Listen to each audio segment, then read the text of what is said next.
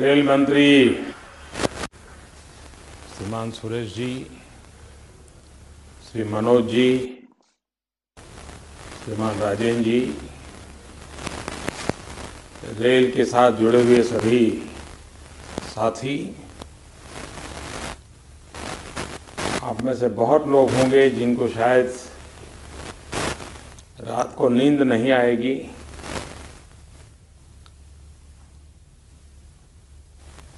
आपके मन में सवाल होगा कि प्रधानमंत्री ऐसा क्यों कह रहे हैं। इसका कारण है शायद सूरजकुंड की इस जज्जा के नजदीक में कहीं रेल लाइन नहीं है, इसलिए पटरी की आवाज नहीं आएगी। और आप में से अधिकतम लोग वो हैं जिनको जब तक रेल की और पटरी की आवाज नहीं आती उनको नींद नहीं आती होगी। और इसलिए कभी कभी आप जैसे लोगों के लिए कंफर्ट भी अनकंफर्ट हो जाता है। एक अनोखा प्रयास है, मेरा लंबे अरसे का अनुभव है कि अगर हम कुछ भी परिवर्तन अगर करना चाहते हैं तो बाहर से कितने ही विचार मिल जाएं, आइडियाज मिल जाए, सुझाव मिल जाए, उसका उतना परिणाम और प्रभाव नहीं होता है जितना कि भीतर से एक आवाज उठे। आप वो लोग हैं जो जिन्होंने जिंदगी इसमें बिताई है। किसी ने 15 साल, किसी ने 20 साल, किसी ने 30 साल, हर मोड़ को आपने देखा हुआ है। गति कब कम हुई, गति कब बढ़ी, ये भी आपको पता है। अवसर क्या है वो भी पता है, चुनौतियां क्या है वो भी पता है, अड़चनें क्या है ये भी भली भांति पता है। और इसलिए मेरे मन में विचार ये आया था कि इतनी बड़ी रेल, इतनी बड़ी ताकत, क्या कभी हम सबने मिलकर के बैठ करके सोचा है क्या कि सारी दुनिया बदल गई, सारी दुनिया की रेल बदल गई। क्या कारण है कि हम एक सीमा में बंधे हुए हैं। ज्यादातर तो स्टॉपेज कितने बढ़ाएंगे या डिब्बे कितने बढ़ाएंगे, इसी के आसपास हमारी दुनिया चली है।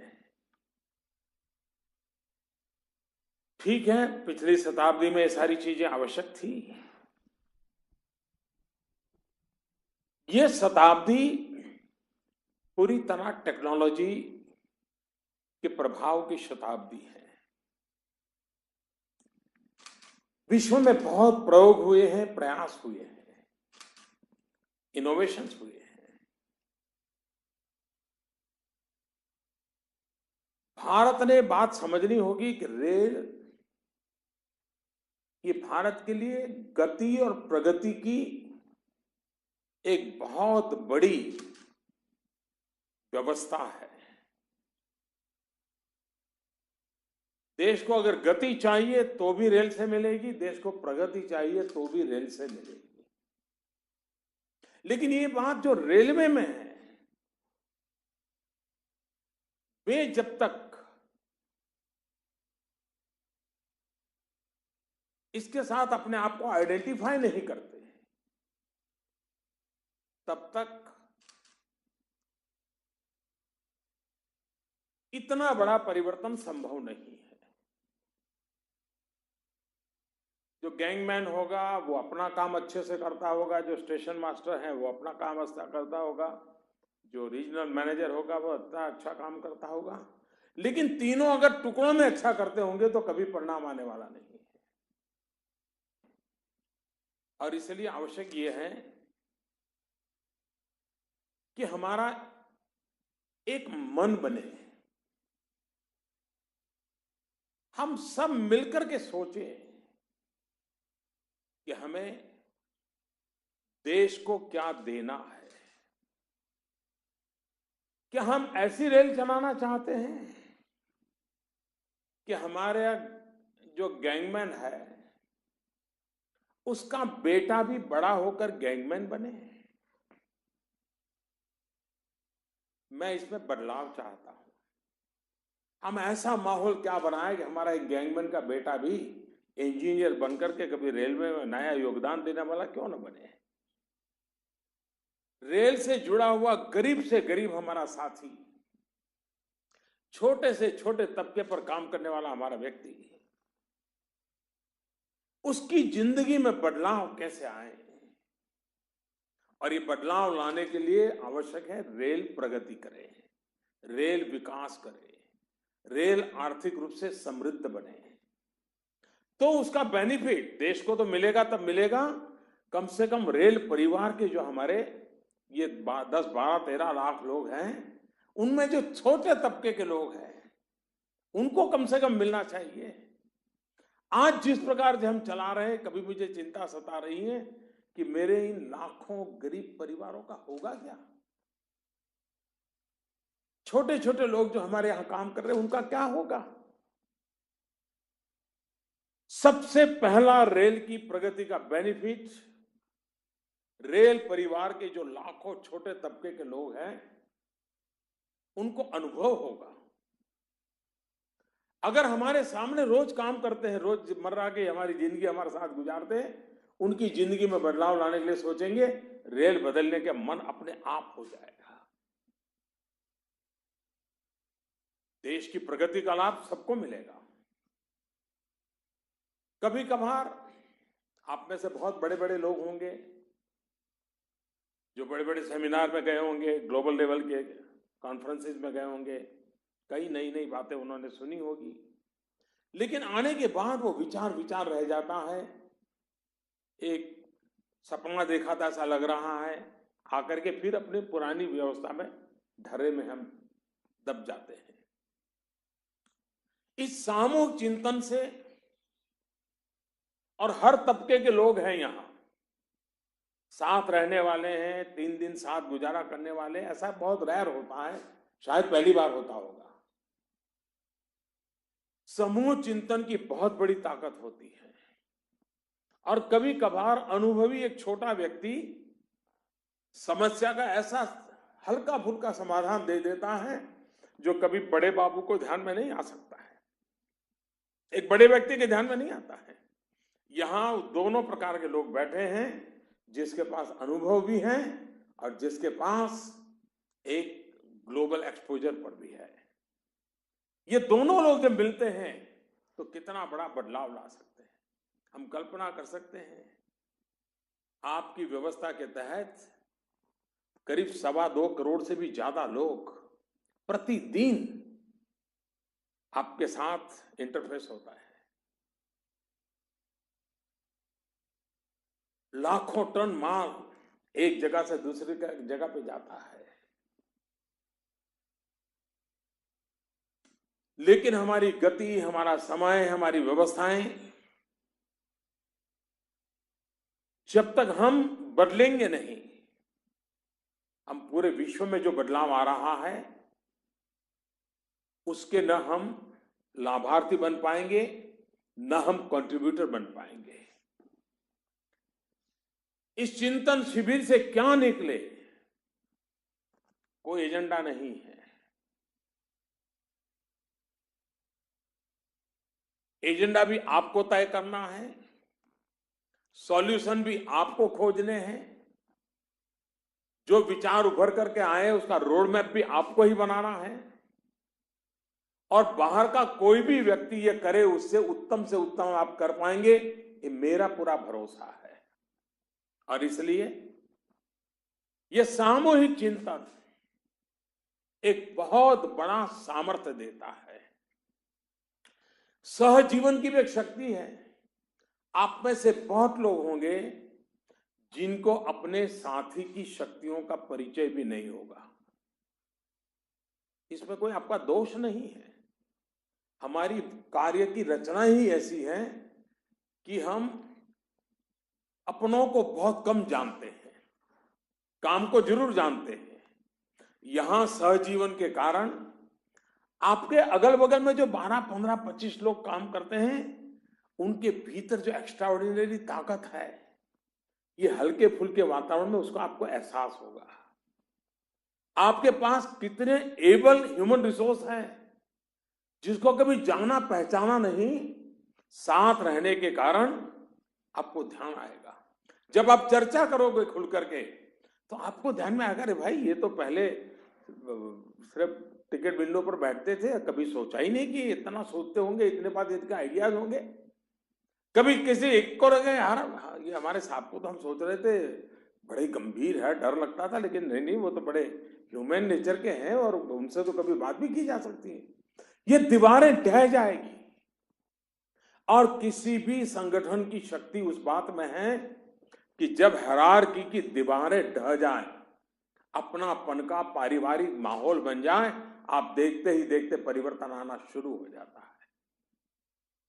तो ये सहजीवन अपने आप में एक बहुत बड़ी ताकत के रूप में परिवर्तित होने वाला है। यहां पर जिन विषयों की रचना की गई है, वो रचना भी काफी मंथन से निकली। मुझे बताया गया कि करीब 1 लाख से अधिक लोगों ने इस पूरी विचार प्रक्रिया में कंट्रीब्यूट किया है।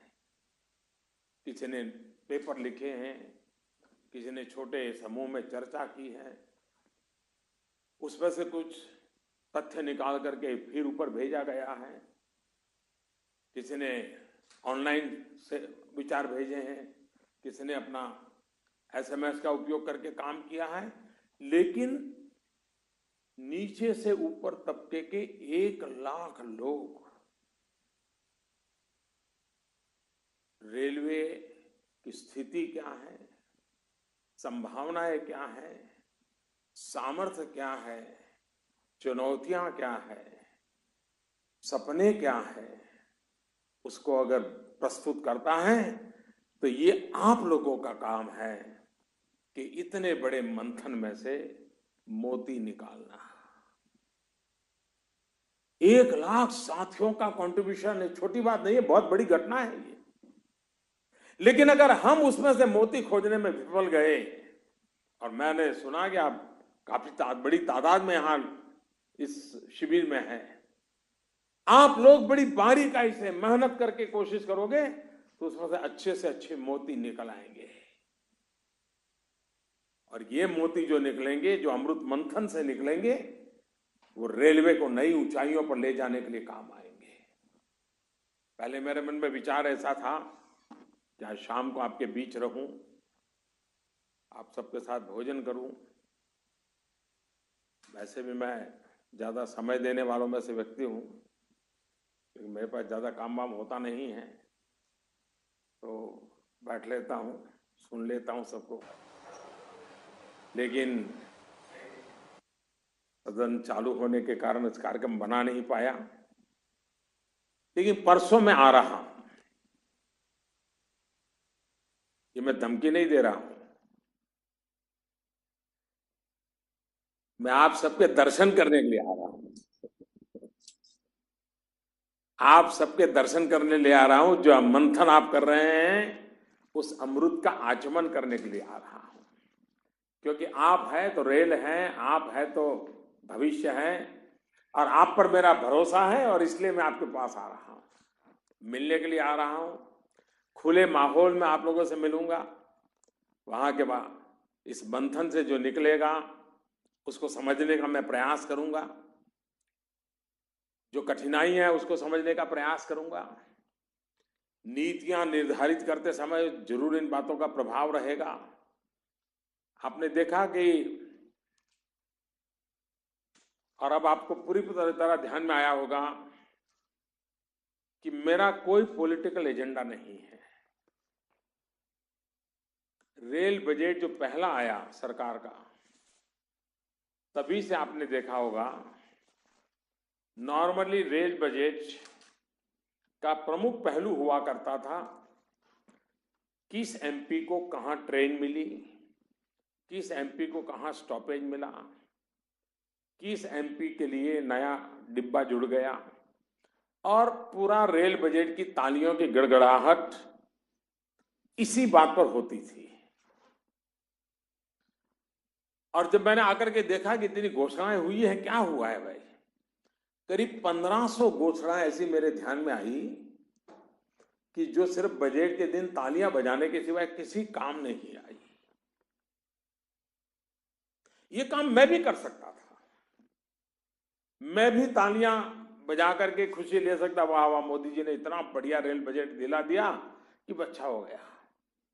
मैंने उस पॉलिटिकल मोह से अपने आप को मुक्त रखा है और बड़ी हिम्मत करके इस प्रकार की लोक लुभावनी बातें करने के बजाय मैंने व्यवस्था को स्ट्रीमलाइन करने का साहस किया है। मैंने राजनीतिक नुकसान भुगतने की हिम्मत की है, इसलिए कि मेरा पहला सपना है कि रेल में मेरा सबसे छोटा आज साथी है जो कहीं क्रॉसिंग पे खड़ा रहता होगा, कहीं झंडी लेकर के खड़ा होता होगा, कहीं सुबह ट्रैक पर पैदल चलता होगा, क्या उसके बच्चे पढ़ लिख करके आज जो बड़े बड़े बाबू परिवार में देख रहे हैं, क्या वो बच्चे भी उस स्थान पर पहुंच सकते हैं क्या? और ये मेरा सपना तब पूरा होगा जब मैं रेलवे को ताकतवर बनाऊंगा, रेलवे को सामर्थ्यवान बनाऊंगा। और रेलवे सामर्थ्यवान बनेगी तो अपने आप देश को लाभ होना ही होना है। और इसलिए मेरे साथियों, तत्कालीन लाभ लेने का कोई मोह नहीं है, राजनीतिक लाभ लेने का बिल्कुल मोह नहीं है। सिर्फ और सिर्फ शताब्दी बदल चुकी है, रेल भी बदलनी चाहिए। 21वीं सदी के अनुकूल हमें नई रेल, नई व्यवस्था, नई गति, नया सामर्थ्य, ये सब देना है और आप लोग मिलकर के दे सकते हैं। अगर हम में से कोई पहले छोटे एक आध मकान में रहता है तो गुजारा तो करता है, लेकिन कुछ अच्छी स्थिति बनी और मान लीजिए फ्लैट में रहने गए तो फिर नए तरीके से कैसे रहना, कौन कैसे कमरे में रहेगा, बैठेंगे कहां पर, मेहमान आए, सब सोचना शुरू करते और हो भी जाता है। बदलाव ला देता है इंसान। पहले एक कमरे में रहते थे तो भी गुजारा करता था, लेकिन उस प्रकार से जिंदगी को एडजस्ट कर लेते थे।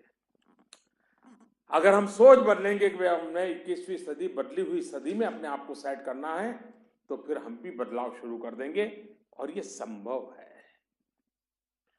साथियों, आप में से जितना रेल से नाता जितना रहा होगा, कम से कम मेरा नाता पुराना है।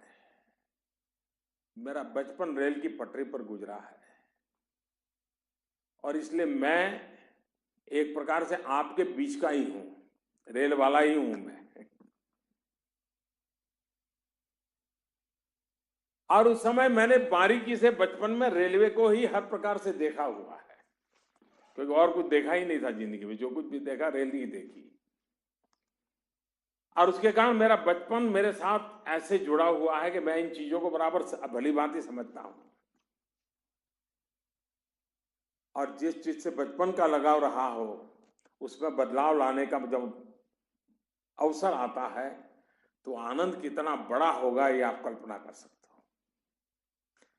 रेल में बदलाव होगा, उसका आनंद जितना आपको होगा, मुझे उससे जरा भी कम नहीं होगा, क्योंकि मैं उसी परिसर से पल करके निकला हुआ हूं।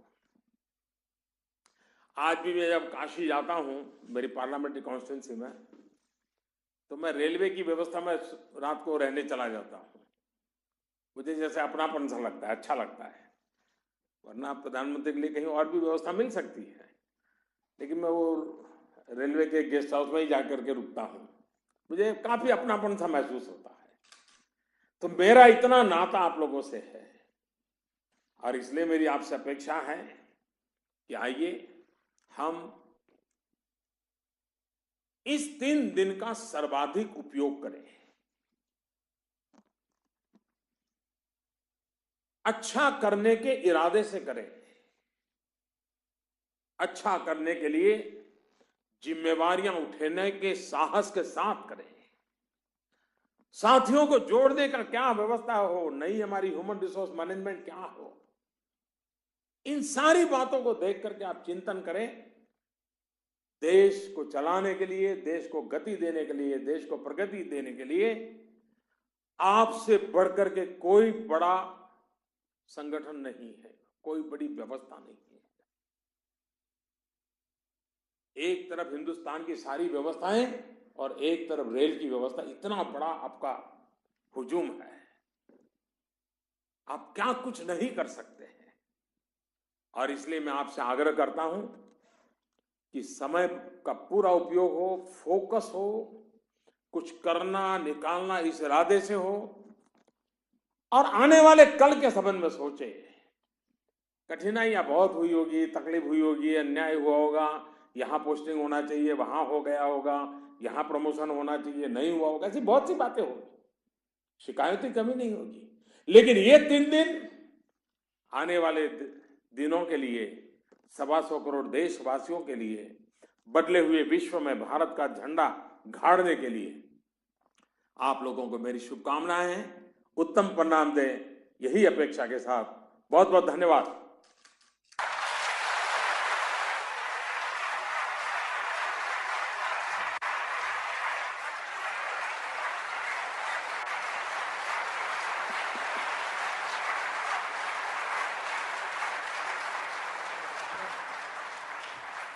प्रधानमंत्री जी, यहाँ पर मौजूद और बहुत सारे लोग वीडियो कॉन्फ्रेंसिंग के द्वारा डिवीजन में, जोन में अलग अलग तरह से आपको सुन रहे थे। उनकी सबकी तरफ से आपको धन्यवाद देता हूं और आपको आश्वासित करता हूं कि जिस तरह से आपने विचार रखे उसी तरह से अगले 2 दिन हम काम करेंगे और आप जब रविवार के दिन यहाँ पर आएंगे तो हम आपको उस विचारों को प्रस्तुत भी करेंगे। आपके समय के लिए बहुत बहुत धन्यवाद। जय हिंद।